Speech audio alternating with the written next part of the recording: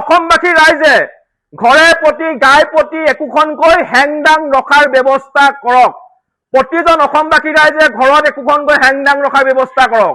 আৰু আমি জাতীয় সংগ্ৰামী অসমে নতুন বছৰৰ আৰম্ভণি হোৱাৰ লগে লগে এই বাংলাদেশী যিবিলাক মিয়া আছে, এই মিয়া আৱৰ্জনাবিলাকক আমি পুনৰ উজনি অসমৰ পৰা আমি খেদাৰ ব্যৱস্থা কৰিম।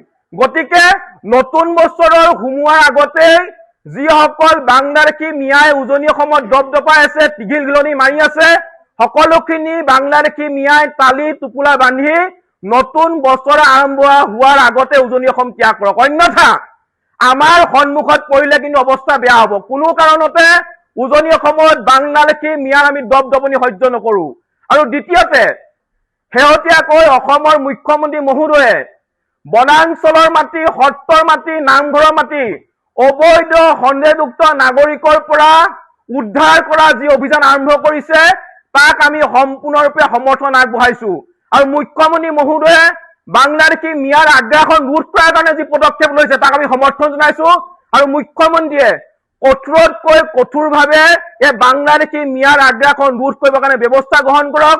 আৰু আমি জাতীয় সংগ্ৰামী অসমেও আমি আপোনাৰ সংবাদমেলৰ জৰিয়তে আপোনালোকৰ সন্মুখত আমি ঘোষণা কৰিছো যে নতুন বছৰ আৰম্ভ হোৱাৰ লগে লগে উজনি অসমৰ পৰা পুনৰ বাংলাদেশী মিয়াক খেদা আমি অভিযান আৰম্ভ কৰিম। এটাও বাংলাদেশী মিয়া উজনি অসমত কোনো কাৰণে থাকিব নোৱাৰিব।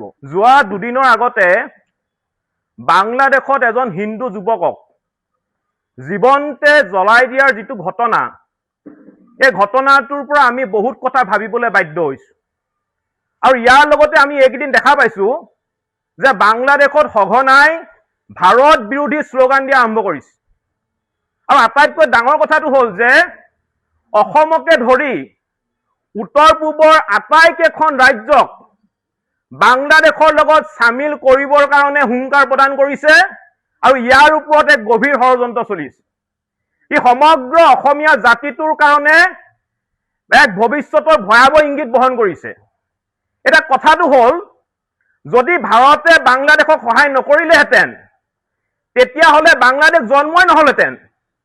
আজি বাংলাদেশত থকা নপুংসকবোৰে অসমক দম দিবলৈ আৰম্ভ কৰিছে, খাই পাত ফলা জাত। যদি ভাৰতে উভতি ধৰিবলৈ হয়, যদি অসমে উভতি ধৰিবলৈ হয়, তহঁতি চকুৰে সৰিয়হ ফুল দেখিবি। গতিকে অসমৰ লগত ভাৰতৰ লগত এই ধৰণৰ তেওঁলোক কৰ্মকাণ্ড কৰা বন্ধ কৰ। আৰু ইয়াৰ লগতে আমি জাতীয় সংগ্ৰামী সেনা অসমে সমগ্ৰ অসমবাসী ৰাইজলৈ আমি এটা আহ্বান জনাইছো। সমগ্ৰ অসমবাসী ৰাইজ সজাগ হওক, কাৰণ নামনি অসমৰ পিছত এতিয়া সমগ্ৰ উজনি অসমত অবৈধ সন্দেহযুক্ত নাগৰিক বাংলাদেশী মিয়াৰ এতিয়া প্ৰব্ৰজন ঘটিছে। পকা মিস্ত্ৰীৰ ৰূপত, আপোনাৰ মাছৰ বেপাৰীৰ ৰূপত, ফেৰীৱালাৰ ৰূপত এতিয়া গাঁৱে ভূঞে সন্দেহযুক্ত নাগৰিকৰ চলাচল আৰম্ভ হৈছে। আৰু ই সমগ্ৰ জাতিটোৰ কাৰণে এটা শংকাৰ বিষয়। আমি অসমখনক বাংলাদেশ পাকিস্তান হ'বলৈ আমি এৰি দিব নোৱাৰো। আজিৰ তাৰিখত যদি আমি অসমৰ এই বাংলাদেশী আগ্ৰাসন ৰোধ কৰিব নোৱাৰো, তেতিয়াহ'লে কিন্তু জাতিটোৰ ধ্বংস অনিবাৰ্য।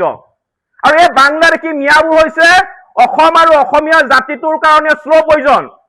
আৰু এই বাংলাদেশী মিয়াবোৰে অসমতে থাকি অসমীয়া মানুহক কাটি নদীত উটুৱাই দিম বুলি ক'ব পৰা হ'ল। আৰু এতিয়া চাই থকা সময় নহয়। এইখন অসম হয়, এখন বাংলাদেশ নহয়। অসমত কেৱল মাত্ৰ অসমীয়া মানুহৰ প্ৰভুত্ব আৰু আধিপত্য থাকিব লাগিব।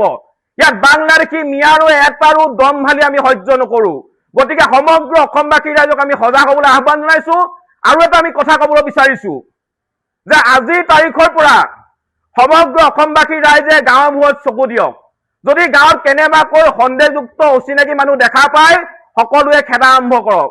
গাঁৱত কোনো কাৰণতে সন্দেহযুক্ত অচিনাকি মানুহৰ প্ৰৱেশ সম্পূৰ্ণৰূপে নিষিদ্ধ ঘোষণা কৰক।